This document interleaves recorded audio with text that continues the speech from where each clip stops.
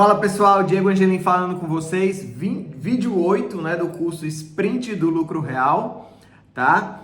O assunto que eu trago hoje para vocês são as formas de apuração do lucro real. Vamos falar das diferenças de apurar o lucro real anual e trimestral, tá? E sem muita demora, vamos direto pro vídeo.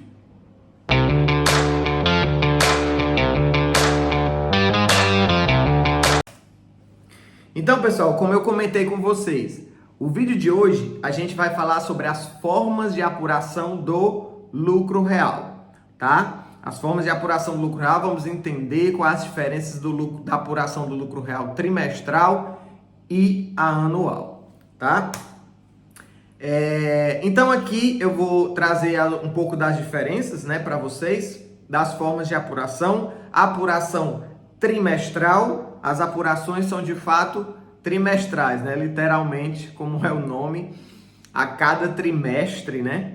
Ali em 31 de março, 30 de junho, 30 de setembro e 31 de dezembro, você vai fazer as apurações do lucro real. Mas você também tem a opção de fazer pelo lucro real anual. E apesar do nome ser lucro real anual, você não vai fazer a apuração uma vez no ano. Você vai fazer mensalmente, tá? Mensalmente. Então, a cada mês você vai fazer a apuração. Então, no mês de janeiro, você faz a apuração do mês de janeiro. Agora, quando você vai para o mês de fevereiro, você não vai pegar só o valor de fevereiro. Você vai acumular valores.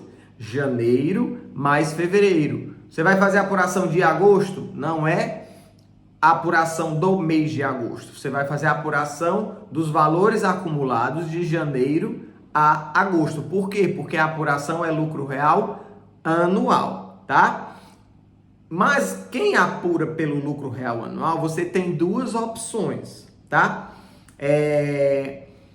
Diferentemente da opção trimestral e anual, que ela é irretratável no ano, ou seja, você escolheu, pagou a primeira guia, né? Como eu já comentei com vocês, né? Como é que eu defino a apuração de imposto de renda? É pelo pagamento da primeira guia. Então você pagou a guia, você definiu se a apuração é trimestral e anual. Então isso você não consegue mudar durante o ano. A opção ela é irretratável até o final do ano. Mas no anual você consegue ainda mudar a forma de apuração entre estimativa receita bruta ou balancete suspensão e redução, tá? Muitas empresas, né, em alguns momentos podem não estar com contabilidade em dia, né? E aí ela está com receio de que a empresa vai dar lucro tributável, né? Então o que é que ela faz lá? Ela vai lá e apura com base no lucro presumido, né? E ela usa as regras do lucro presumido para apurar o quê? A estimativa receita bruta, né? Você vai calcular a estimativa receita bruta, que são as mesmas regras do lucro presumido.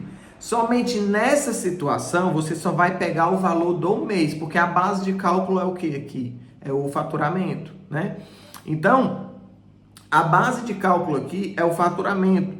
Então você só pega o valor do mês para calcular a estimativa, tá? Mas isso não quer dizer que você vai adotar essa estimativa até o final do ano, porque você escolheu o quê? O lucro real anual, você não escolheu o lucro presumido, né? Então, em algum momento, você vai ter que levantar o quê? O balancete de suspensão ou redução, pelo menos lá no mês de dezembro, né? Quando você vai acumular todos os valores do ano e aí você apura o balancete de suspensão e redução. Esse nome, né? Um nome tão grande, né? Para definir uma modalidade de apuração, mas nada mais é do que esse balancete você vai levantar ou para suspender o pagamento do imposto, numa situação de prejuízo, por exemplo, prejuízo fiscal, ou você vai reduzir, ou seja, você estava numa situação de lucro presumido, você estava pagando tanto, né? Ou na própria estimativa receita bruta, né? Quando você levanta o balancete de redução, você pode ocasionar numa redução de pagamento de tributos, né? Então, por isso esse nome, né? Balancete de suspensão ou redução é quando você usa o quê? A contabilidade, né? em dia, né, a contabilidade em dia, para você fazer a apuração do lucro real anual, né? Isso é essencial para você finalizar o ano e ter a apuração do lucro real anual. Você não pode apurar a estimativa receita bruta por todo o ano, né? Você pode oscilar um mês, janeiro, a estimativa receita bruta. Fevereiro, regularizou a contabilidade, fui lá e fiz balancete de suspensão e redução. Quando foi março, não atualizou a contabilidade, vai lá a estimativa receita bruta, né? Você pode ficar oscilando durante o ano, mas ao final do ano você tem que fazer o balancete de suspensão e redução. E lembrando, o lucro real anual, você vai fazer um levantamento dos valores acumulados do ano e identificar se você pagou a mais ou a menos, tá? De imposto. Ok? Então, tem essas duas modalidades, tá? E aqui eu trago algumas diferenças para vocês, tá? Quem apura pelo lucro real trimestral e anual. É muito comum nas minhas aulas os alunos perguntarem: professor, qual é melhor, lucro real trimestral ou anual? Né? Muita gente até tem medo do anual, né? Acho que o trimestral é mais fácil, ele, sei lá, já está acostumado ali a apurar na forma trimestral e não se arrisca muito no lucro real anual, né? Não tem uma fórmula exata para você marcar assim, o melhor é sempre o lucro real anual. Não tem, porque existem algumas peculiaridades, é muito de caso a caso, né? Eu vou trazer as diferenças para vocês e vou tentar explicar um pouco em algumas situações que pode ser benéfica para uma modalidade e benéfica para outra. No trimestral, a apuração é a cada 3 meses. Então você tem ainda aí uma folga, né, operacional, apurando os valores a cada 3 meses. Já no anual não, você tem que apurar todo mês, ou seja, então todo mês você tem que estar com a contabilidade em dia para poder apurar o lucro real anual e você calcular a estimativa do mês, tá? No trimestral, ela vai permitir você usar créditos fiscais que você tenha no seu ativo. Por exemplo, um pagamento a maior que você fez de um PIS e COFINS, né? E aí você vai poder utilizar esse crédito para poder compensar, né? Fazer uma declaração, uma DECOMP, né? Uma declaração de compensação. Você tem saldo negativo, a gente ainda vai falar desses conceitos, né? O que é saldo negativo? Saldo negativo nada mais é do que o crédito de imposto de renda ou contribuição social que você pagou a maior. Mas isso aí a gente vai falar em outra aula. Mas vamos supor que você tem um crédito de saldo negativo, né?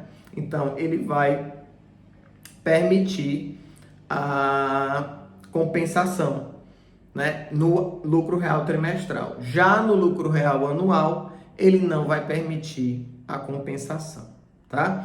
Tem uma peculiaridade aqui no anual, ele de fato não permite a compensação quando vai se pagar a estimativa mensal, tá? Mas o nosso entendimento, no próximo slide vou explicar melhor, para o mês de dezembro a gente entende que a compensação é permitida, tá? Mas vou detalhar no próximo slide. E no terceiro ponto aqui, a gente tem o que? No trimestral, ele não vai permitir o aproveitamento total do prejuízo fiscal dos outros trimestres. Por exemplo, no primeiro trimestre eu dei prejuízo, certo? No segundo trimestre já começou a dar lucro. Eu não vou conseguir aproveitar esse prejuízo do primeiro trimestre para compensar o lucro do segundo trimestre. Eu vou ter uma trava. A trava de quê? De 30%. Né? A gente ainda vai falar também de compensação de prejuízo, né? Mas assim, isso é uma situação. Por quê? Porque são períodos de apuração diferentes. Eu estou lá no segundo trimestre com lucro, no primeiro trimestre eu tive prejuízo, então quando eu estou no segundo trimestre, eu vou compensar prejuízo, eu tenho uma trava de 30%. Então eu não consigo usar esse prejuízo na sua totalidade. Agora, se eu estou no anual, o prejuízo de um trimestre, ele compensa com o lucro do segundo. Por quê? Porque você está sempre acumulando valores. Então, empresas que são sazonais, no primeiro trimestre eu tenho prejuízo e no segundo eu tenho lucro, né? Então aí ele vai se compensar no anual, diferentemente do trimestral. Você não consegue fazer essa compensação total, né, do prejuízo. Pode até acontecer, quando a gente estiver no cálculo ali na mão e na massa, pode até acontecer, pode até dar, né? Mas em regra, né, na maioria dos casos, você não vai conseguir fazer essa compensação. Por quê? Porque você vai estar sujeito, né? Você vai estar sujeito a 30%, né? Então, o prejuízo de um trimestre, para levar para um outro trimestre, você tem a trava dos 30%, né? Então, tem essas duas situações, né? Trimestral e anual. Trimestral a cada 3 meses, permite compensação de créditos, né, que tenha sido paga maior, por exemplo, ou de outros tributos federais que você queira utilizar aqui, mas ele não permite o aproveitamento total do prejuízo fiscal de trimestres anteriores, do mesmo ano, né, claro. Já no anual, a apuração é mensal, mais trabalhosa, tem que ter a contabilidade de dia todo mês, não vai permitir a compensação de créditos, né, exceto dezembro, a gente vai ver no próximo slide, mas permite a compensação total de um trimestre que venha a ter prejuízo, tá? Então, assim, e aí? No finalmente, né? Qual é o melhor? No trimestral, para as empresas que possuem muitos créditos acumulados, né? Ele pode até ser vantajoso, porque você pode até ter um desembolso maior do que o anual, né? Mas você vai ter crédito para compensar, você não vai mexer no caixa da empresa.